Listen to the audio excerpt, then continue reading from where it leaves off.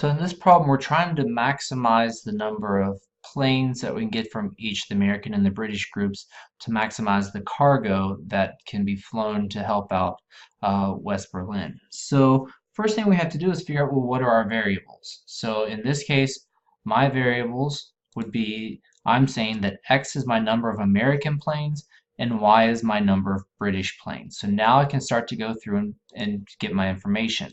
So I'm going to use a highlighter to help me here. So I know that um, the American planes can hold 30,000 cubic feet of cargo and take 16 people for a crew. The British take 20,000 cubic feet. They require half the size, so it takes 8 people for their crew.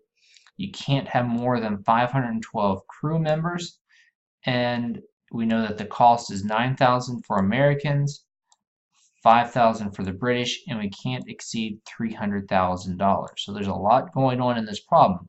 So the first thing we do is we start with, well, what is the things that really limit what I can do? Oh yeah, and I only can do 44 planes can be used at any time to make this work. So I'm going to go back, start with the most obvious, which in this case is that I know that my x is greater than or equal to 0. My y is greater than or equal to 0. I need that constraint. I can't have negative numbers of planes. And I then also know that the number of planes has to be less than or equal to 44. Now, the cargo is what I'm trying to maximize, so I'm going to come back to that, but I can look about the crew. I know that I cannot have more than 512 crew.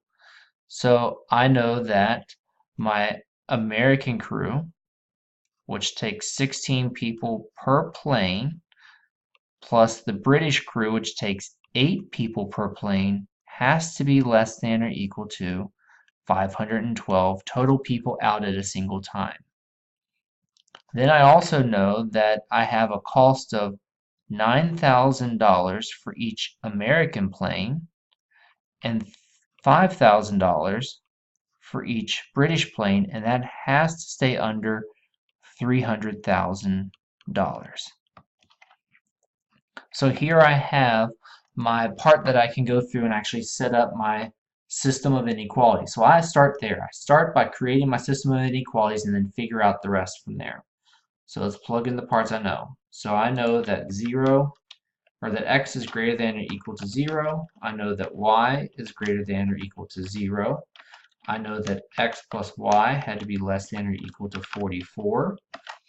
I knew, go back and check, that 16x plus 8y is less than or equal to 512.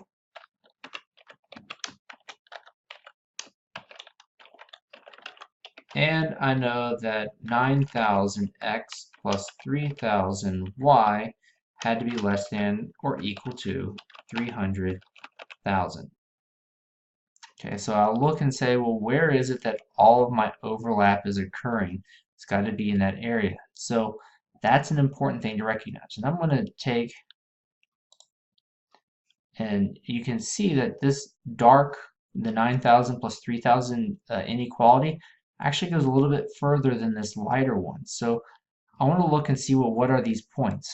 I can say that I've got it at 0, 44. So I'm just going to add it in here to make it easier to see. I've got this point right here where it's still less than everything, so it's 20, 24.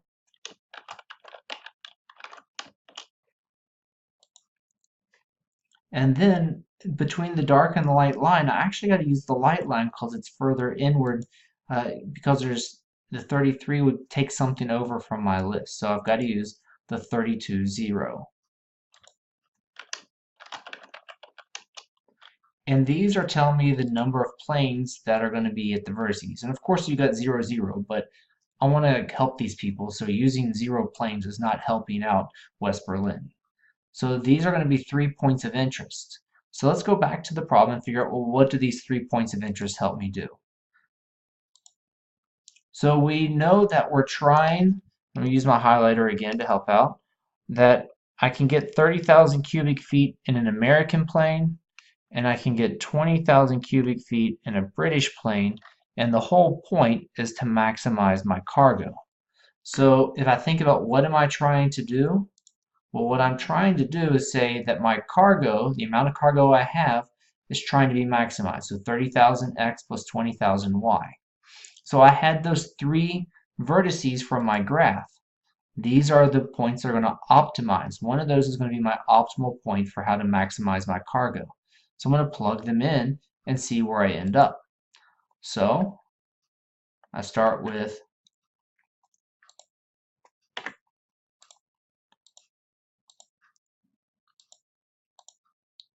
I'm going to start with a 30,000. So 0 American planes and 44 British planes gives me 880,000 cubic feet of cargo.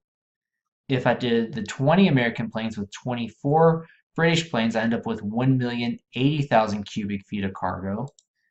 And if I use just 32 American planes, I end up with 960,000 cubic feet of cargo. So if I'm trying to optimize my cargo, my best bet is to fly 20 American planes with 24 British planes to give me almost 1.1 million cubic feet of cargo.